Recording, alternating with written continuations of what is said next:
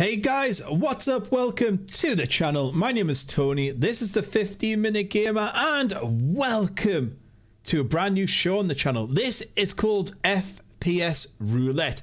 So first-person shooter games are like one of my favorite game types, but I don't really play them as much as I used to, and I want a fun way to explore the history and play some old classics and just really get back to the genre that I've loved for so many years. And well, why is it called roulette? Well, at the end of each video, I'll be letting the roulette wheel pick the year and the game I will be playing next. I will have no idea what I'll be playing on the next video. I have a list of over 600 games from the last 26 years.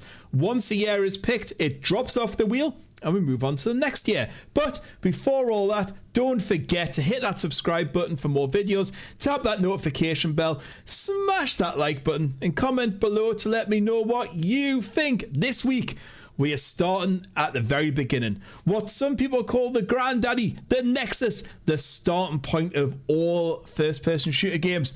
It is Doom 1993 edition. So, bit of a history lesson. Doom is a first-person shooter game developed by ID Software for MS-DOS. It was first released on December 10th, 1993, when a shareware copy was uploaded to an FTP server at the University of Wisconsin. If you're not sure what shareware is, it's a software marketing kind of thing where they would give you an incomplete or time-limited version of a game or program, and then you'd kind of be enticed to buy it. So kind of like a demo, but not. So you would kind of register or whatever, and then you get the full version. And Doom is by far, well, as I'm concerned, the game that made the first-person shooter genre. It had like a science fiction horror style. You're at the focal point of an invasion from hell, basically.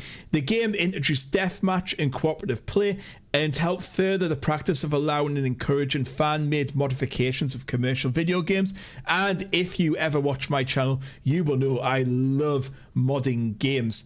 In Doom, players assume the role of an unnamed space marine who got the nickname Doom Guy, but then it was kind of changed to Doomslayer. I prefer Doom Guy, I think it sounds much better. And you fight your way through hordes of invading demons from hell.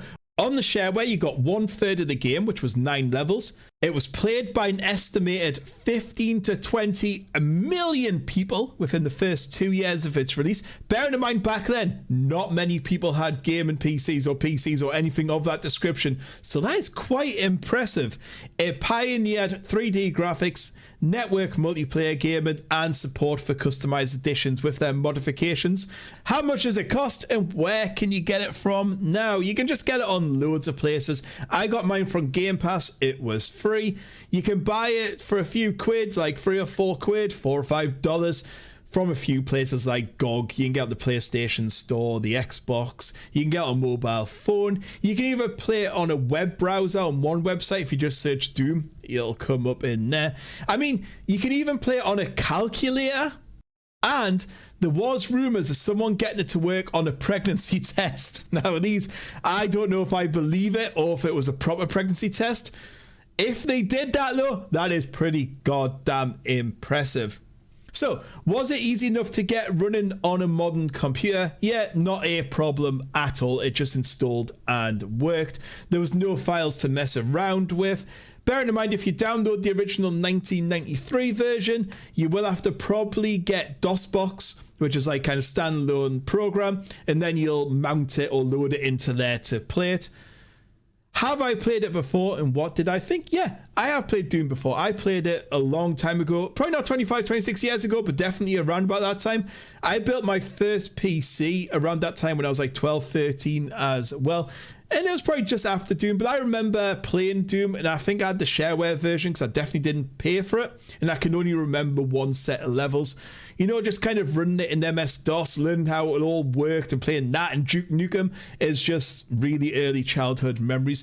I just never saw anything like this. There was like blood splatters, demons, the guns, the blast effects, just walking around holding the gun was so unique. I know it sounds stupid, but it was almost like photorealistic back then, and especially when you've been playing games like Space Invaders, Sensible Soccer, Pong, you know, kind of all them top-downy kind of things. Maybe games on the Amigas that start to go a bit 3D, but yeah, there'd be nothing like this. And just seeing the action from the eyes of the Doom guy just blew me away. Of course, what's it like to play today? And a bit of a review of the game. Once you jump in, you will be reminded of how games were and looked back then and how simplistic they were. I mean, you can't jump. You don't look up and down, you look side to side. There's only one line of vision here, and it's straightforward. You point and shoot. But the game will, if something's a little bit higher or a little bit lower, it will shoot towards it, but you don't control that. You just point and shoot. So what do you do in Doom? Well, you basically sprint down loads of corridors, collecting armor, health, ammo, key cards, and so forth. Your aim is just to kill everything in sight and get to the end of the level. The end of the level will always be the same. It's just a room you walk in and the level ends. You'll be fighting demons, flying eyes, flaming skulls, humans, and all sorts of things. Enemies will also take damage depending on your proximity to them, which is a nice little attention to detail for such a classic game. And if you're skilled enough, you know, you can take out multiple enemies with one shot of the shotgun, for example, or it even has explosive barrels in there. Yes, I still do this very day. If I see a red barrel in the game, I will shoot it to see if it explodes. There are also loads of secrets to find around each level as well. However, unlike modern games, there's very little signposting telling you where to go. This is a sign of olden type games as well. There is very little signposting generally. Like, there's no like marker telling you where to go or countdown of meters or go left, go right. You can get lost in this game and you will get turned around without realizing it and be like, where the hell am I going now? At the end of each level, when you complete it, you'll see a time of how long it took you, and then there's like a part time. So it's kind of like a replayability because you'll want to beat your time, and then you just see where you're headed next. You get dropped in and off you go yet again. In the full game, there are 4 chapters to shoot through. Should keep you entertained for a few hours. It's a simple, enjoyable gameplay loop. Some might find it repetitive, and I completely understand that because all you literally do, there's no objectives, there's nothing to find. Like, you don't have to go and rescue a hostage or do this or solve a puzzle. Just kill everything and get to the end. So, of course, it's an FPS. So let's talk about the weapons in the game. There are 7 in total. They are the chainsaw, pistol, shotgun, chain gun, rocket launcher, plasma gun, and BFG 9000. BFG stands for the big fucking gun, which is just a classic name. And yes, the guns may look simplistic, but they're all a blast to use, look awesome, and they sound pretty good as well for what they are. They pack a lot of punch. Like, you actually feel like you're shooting a shotgun. And sometimes games don't get that right, but you do feel like you're having the impact when you're shooting the gun. So yeah, there's not a huge amount of weapons and not a huge amount to say about each one, but they're a lot of fun, especially the BFG 9000. The chain gun, you can just mow down a room. Chainsaw is always fun as well. The pistol's kind of, you're like, oh god, I've run out of ammo sort of weapon. Shotgun, so much fun to use as well. Level design, I'm just going to sum it up really as confusing as all hell.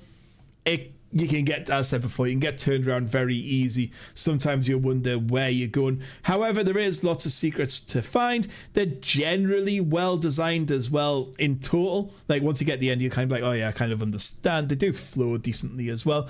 Graphics and sound, again, very simplistic graphic, but it does a job. And if you remember back 26 years ago, this was cutting edge. It looked amazing, and it still, I think, holds up today. The UI is obviously very simplistic. Your stats are displayed at the bottom of the screen, showing you everything you need to know, like health, armor, ammo, including the iconic Doom guy face who reacts to the action unfolding around you. I think it's such a cool feature. I would love to see more games do that. Sound wise, obviously it's an old game, and it's probably a bit of a letdown in this department as there's just not many sounds in the game. Yeah, there's a couple of gun sounds and they're okay. Enemies have sounds to them as well, and they'll have like little cue noises when they're coming towards you or attacking, and you'll know which enemy you're facing. And there is little satisfying sounds when you pick up items. Also, not to forget the iconic Doom intro music, which is still just a classic to this day. But obviously for an older game, if you like that retro style, you're going to love it. If you're all about modern game and graphics with 4K, you're probably going to hate it. So now that you know everything is this game worth playing in 2022? You know, Doom, for me, looks great. I love the retro style. I love the way it looks even now. Considering it's 25 plus years old, it has a very simple industrial setting. It creates a nice atmosphere as well. I would say some of the negatives are the enemy types are a little bit limited. Sound, I think, could be improved. And sometimes the level design can really let the game down and you get more frustrated out of level design rather than your inability. However, I don't think that dampens the action too much. And when that theme kicks off, you'll just pick up your gun and off you go. Overall, for me, Doom has aged pretty well. And, you know, it's much to its credit that people are still using the Doom engine in various ways to make games now. Doom remains a classic. I think it's the granddaddy. It's such an important game. It may have a few rough edges. Yeah, it might be a bit simple, a bit repetitive, but overall, I think it stood the test of time well. And for the sake of a couple of quid, if you've never played it, then just go and buy it.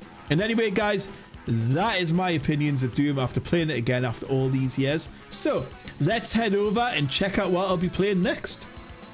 Right, guys, here we are. Let's see what year we're going to next. Let's spin that wheel to give you something exciting. 2001. Right, let's see what game we're going to be playing. Right, and here's all the games from 2001 from my list. There's some classics in here. There's Red Faction, there's Halo, Tom Clancy's Rainbow, Ghost Recon, Half-Life Blue Shift, so Operation Flashpoint as well. So yeah, what we're going to be playing next, hopefully something decent, because there's some of these games never heard of. Let's see what we've got. Oh yes, Tom Clancy's Ghost Recon. I am very strange enough, I was going to buy that the other day. I was going to buy it to play in the Steam sale. I didn't. So yeah, guys, we're going to be playing Tom Clancy's Ghost Recon in the next video. Expect it in about 2 weeks or so. And I'll catch you all next time on FPS Roulette. Goodbye.